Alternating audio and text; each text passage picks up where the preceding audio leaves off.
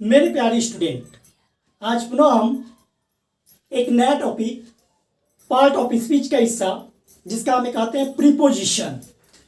Preposition, इस preposition का हम अध्ययन करना इस वीडियो में सीखेंगे कि किस प्रकार प्रीपोजिशन का वर्क ट्रांसलेशन में किया जाता है। तो चलिए समय न गवाते हुए शुरू करते हैं। फर्स्ट ऑफ ऑल हम लोग प्रीपोजिशन का डिफिनेशन लर्न करेंगे। A preposition is a word placed before a noun or a pronoun to show in what relation the person or thing denoted by it stands in regard to something else। यानी कि preposition वह शब्द होता है जो प्रयुक्त हुए आए हुए सेंटेंस में नाउन और प्रोनाउन दोनों को जोड़ने का काम करता है, रिलेशन बनाता है। रिश्ता क्या है उस सेंटेंस का संज्ञा के साथ, सर्वनाम के साथ, यह दिखाने का प्रयत्न करता है। जैसे सी लिव्स इन कोलकाता, वह कोलकाता में रहता है, तो ये जो इन आया है ये हमारा प्रीपोजिशन है। आई शैल गो बाई बस, मैं बस से जाऊंगा, तो जो बाई बस आया है बस से जाऊंगा, तो बाई हमारा प्रीपोजिशन है। सी विल गो विथ मी, वह मेरे साथ जाएगी, जो यहाँ पे विथ का प्रयोग है ये हमारा प्रीपोजिशन है। द रिवर इज अंडर, हाँ नदी नीचे है, तो अंडर जो यहाँ पे आया हुआ है ये हमारा प्रीपोजिशन है। The dog is running after the cat, कुत्ता बिल्ली के पीछे दौड़ रहा है, तो जो हमारा आफ्टर आया है ये हमारा प्रीपोजिशन है। She is climbing down the tree, हाँ वो चढ़ रही है डाउन द ट्री, पेड़ के नीचे से, तो ये जो डाउन आया है ये हमारा प्रीपोजिशन है। He will come in 5 days, वो 5 दिनों में आएगा, तो इन हमारा प्रीपोजिशन है। A cat is sitting behind me, एक बिल्ली मेरे पीछे बैठी हुई है, तो ये जो सीटिंग बिहाइंड है ये हमारा प्रीपोजिशन है। तो इस प्रकार in, by, with, under, after, down, in, behind, ये सारे प्रीपोजिशन की कैटेगरी में आते हैं। प्रीपोजिशन हमारा कभी सिंगल वर्ड का होता है, कभी एक से ज्यादा शब्दों का होता है। अब इसके बाद हम देखेंगे प्रीपोजिशन किन किन प्रकार के होते हैं। तो प्यारे स्टूडेंट, यहां पे कुछ हमने सिंगल वर्ड प्रीपोजिशन लिखे हुए हैं। ये सारे एक शब्द में आते हैं और ये प्रीपोजिशन कहलाते हैं।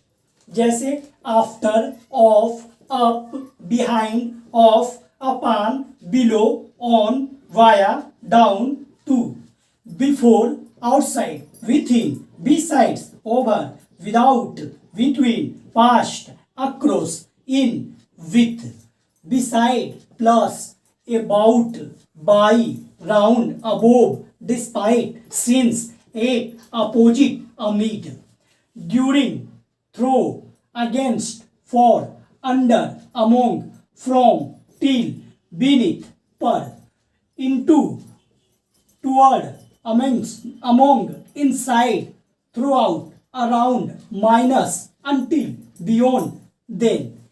तो यहाँ जो शब्द आपको दिखाई दे रहे हैं ये सारे हमारे प्रीपोजिशन की कैटेगरी में आते हैं। अब कुछ और प्रीपोजिशन को हम देख लेते हैं। प्यारे स्टूडेंट, यहाँ पे कुछ प्रीपोजिशन लिखे गए हैं जो देखने में वर्ब और एडजेक्टिव की तरह प्रतीत होते हैं, लेकिन सेंटेंस में इनका उपयोग प्रीपोजिशन की तरह किया जाता है। तो इन वर्ब को भी हम देख लेते हैं, जो वर्ब और एडजेक्टिव की तरह देखने में तो लगते हैं लेकिन वास्तव में ये प्रीपोजिशन होते हैं। Except, unlike, considering, excepting, considering, concerning, considering, bearing, following, worth, near, pending, including, despite और लाइक। तो ये वर्ब और एडजेक्टिव की तरह दिखने वाले शब्द भी प्रीपोजिशन का कहीं कहीं काम करते हैं। कुछ और प्रीपोजिशन का हम अध्ययन करते हैं जिसको हम कॉम्प्लेक्स प्रीपोजिशन कहते हैं। यहां पे कुछ हमने कॉम्प्लेक्स प्रीपोजिशन को लिखा हुआ है। कुछ प्रीपोजिशन एक शब्द के होते हैं तो कुछ एक से ज्यादा शब्दों के प्रीपोजिशन आते हैं सेंटेंस में। तो इन सेंटेंस को हम इन शब्दों को देख लेते हैं। जैसे up to, as for, such as, on account of, due to, apart from, away from, ये सारे हमारे कॉम्प्लेक्स प्रीपोजिशन कहलाते हैं। Out of, as to, in view of, instead of, in spite of, in comparison with, by means of, owing to, along with, together with, on to, because of, in accordance with। तो इस प्रकार के जो compound complex preposition होते हैं वो एक से अधिक शब्दों में यूज किए जाते हैं। तो जो भी और इसके अलावा भी जो प्रीपोजिशन आते हैं वो अकॉर्डिंग टू शब्दों के अनुसार सेंटेंस में प्रयोग किए जाते हैं। तो प्रीपोजिशन का चैप्टर, इसका पोजीशन कहाँ कहाँ किस जगह पर कब लगाया जाता है, इसका अध्ययन आपको डिटेल में करने की जरूरत है। प्रीपोजिशन थोड़े से शब्दों में नहीं बना सकते, इसके लिए हमें डिटेल अध्ययन करेंगे। हाँ, लेकिन हमें ध्यान देना चाहिए कि प्रीपोजिशन कभी सिंगल भी हो सकता है और कभी एक से ज़्यादा शब्दों में भी यूज हो सकते हैं। अगले वीडियो में हम इसका डिटेल में अध्ययन करना सीखेंगे कि किन किन शब्दों का क्या हिंदी होता है और इसका कहाँ कहाँ यूज होता है।